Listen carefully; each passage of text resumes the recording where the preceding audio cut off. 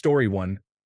I am a soldier, and if I get sick, the doctor can send me home for 3 or 4 days.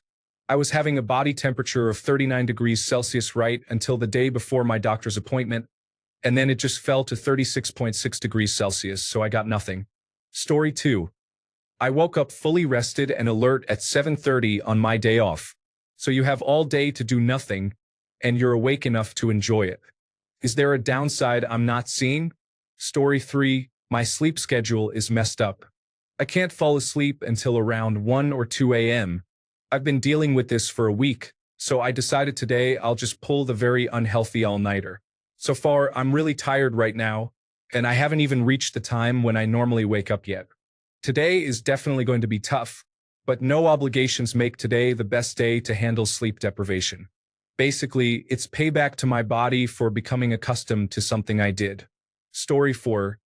Recently, my whole damn life, I'm shorter than average, started going bald at 23, and can only grow mediocre facial hair.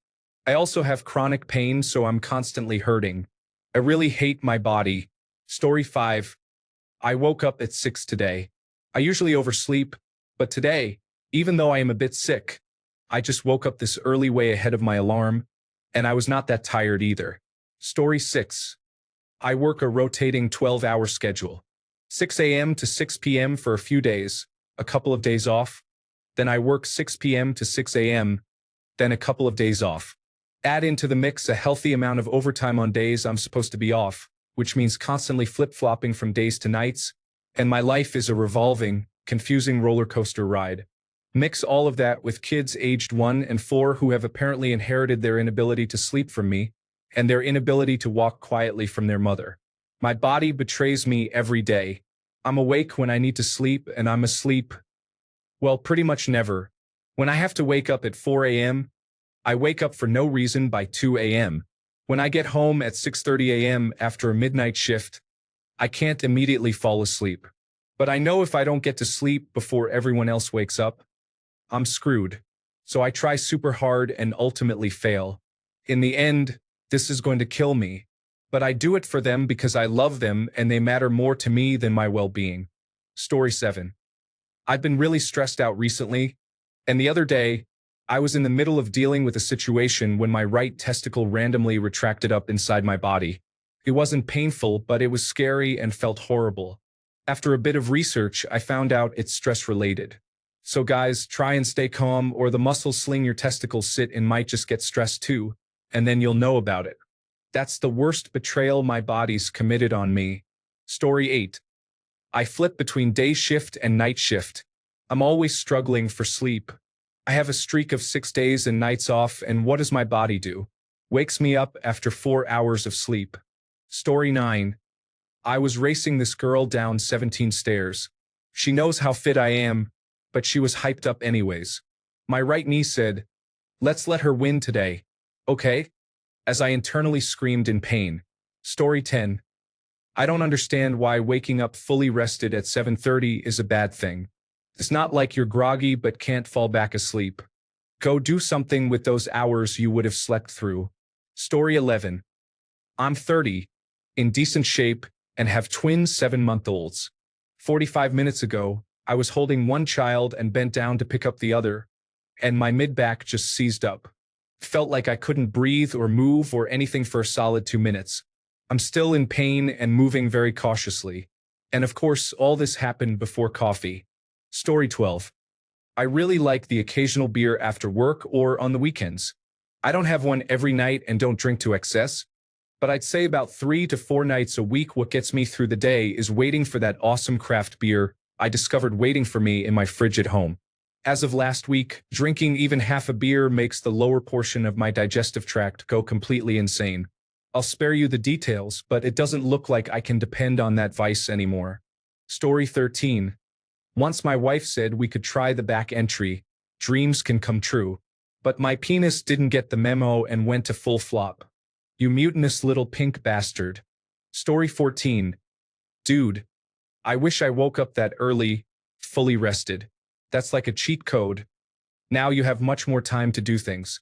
On days off, I tend to sleep until noon to be fully rested. Story 15.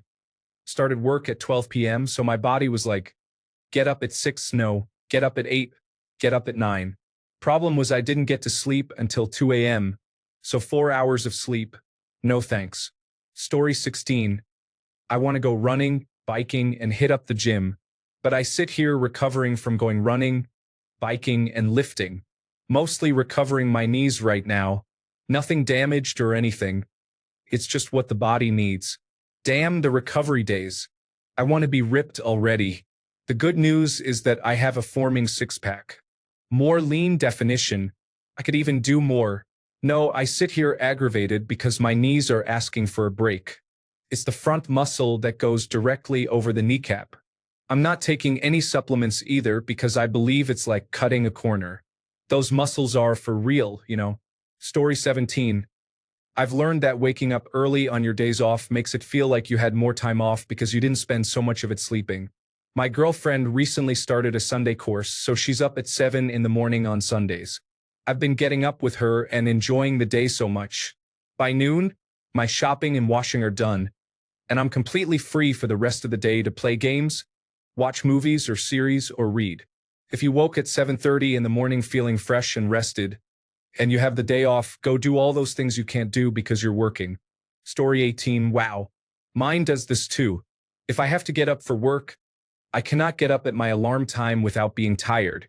If I have nothing to do, I wake up before my alarm time. Amazing. Story 19. Having to wake up and pee.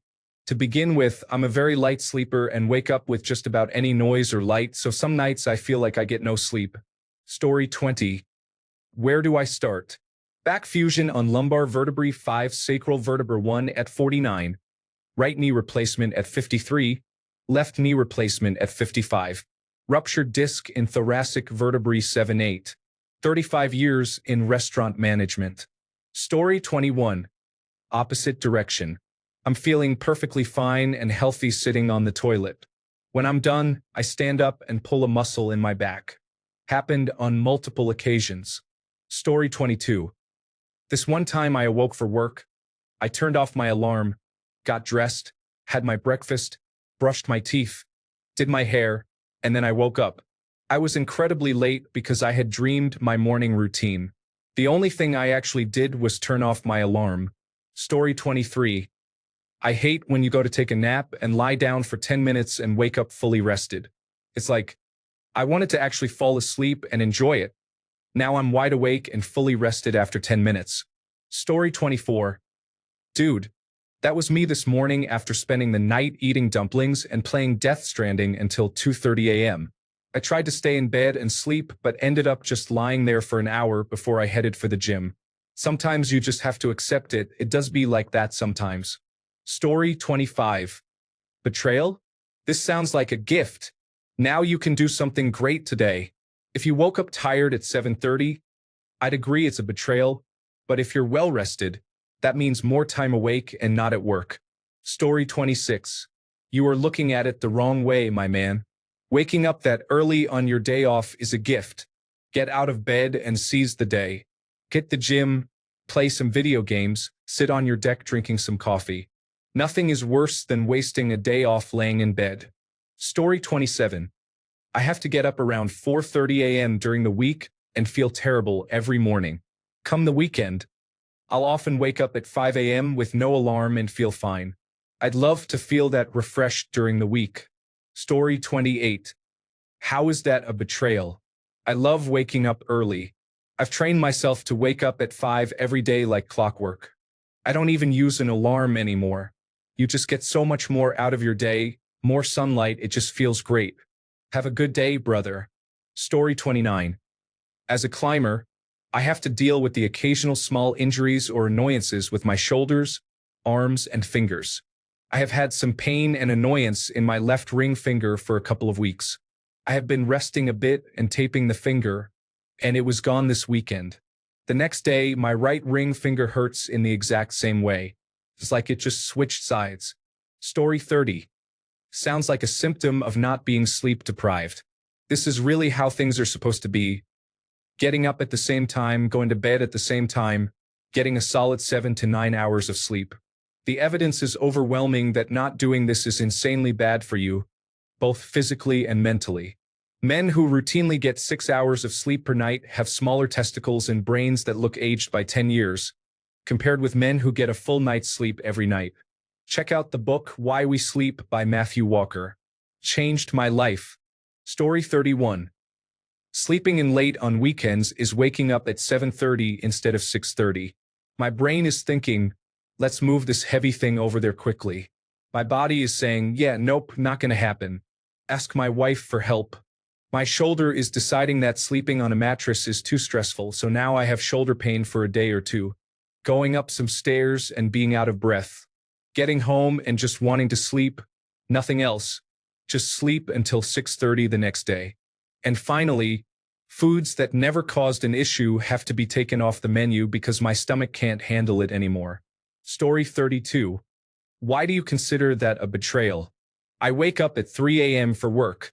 I fully expect to wake up at that same time on my days off. I would be more worried if I didn't wake up at that time because that means my sleep schedule is messed up, and I'm going to have to take extra steps on Monday morning to make sure I don't sleep through my alarms. Story 33. I woke up at 3:30 a.m. today, my only day off this week.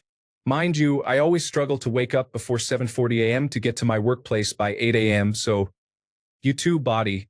Story 34. I drive around town for work. I had a rumbling in my tummy, the bad kind. I held it off until I got out of the car. My body betrayed me 40 feet from my house and toilet. This happened an hour ago. Story 35.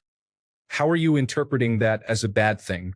In my mind, it would be bad if I woke up not rested, but waking up early and feeling great on a day off sounds pretty awesome to me. Story 36. If I slept until 7:30, I would immediately head to the doctor to find out what is wrong with me. I wake up at 5 a.m. every day, no alarm needed. If I roll over and try to sleep in, I might get another half hour max. The only time this changes is if I am up late drinking. Even then, I am almost always awake before 7 a.m. Story 37. Today is my off day from the gym. But just like you, I woke up too early, for me at 5:02. I usually try to get to the gym by 5:20 in order to beat the smaller crowd before work, which is easier than the after-work crowd. But psychologically, I'm also devastated because I know the New Year's resolution people are on their way, and there's no gym I can go to. No safe haven from them. Story 38.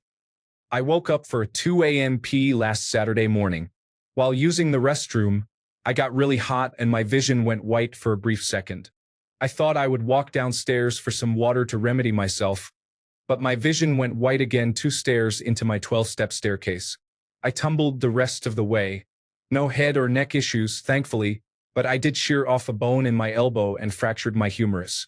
I needed emergency surgery and a few nights in the hospital. Unfortunately, I lack insurance.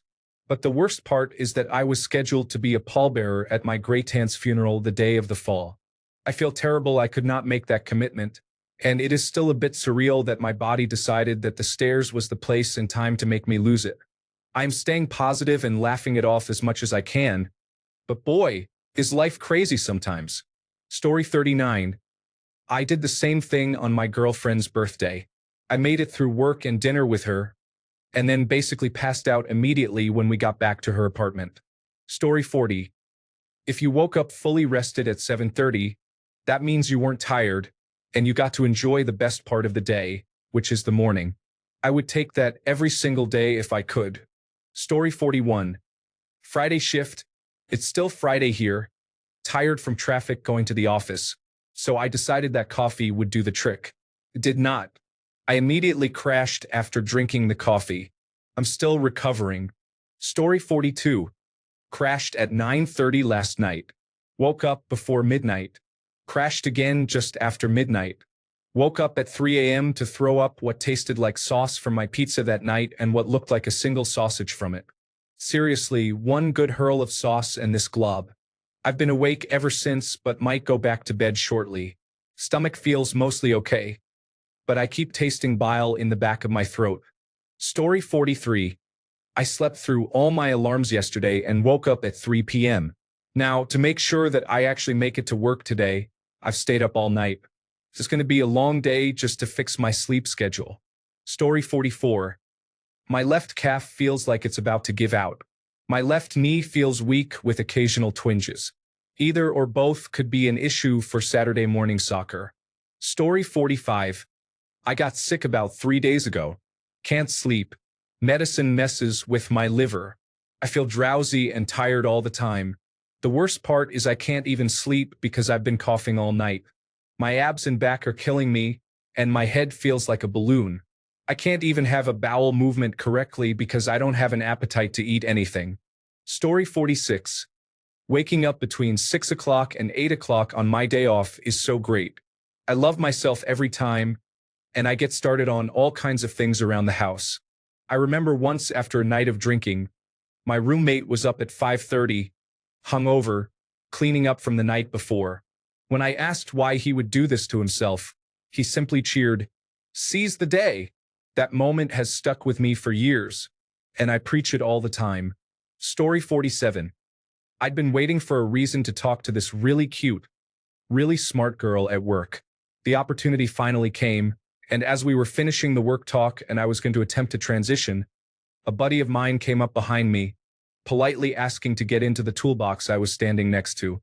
Reflexively, I threw my hands up in the air and pretended to be irritated and bothered by him because we do that to each other all the time.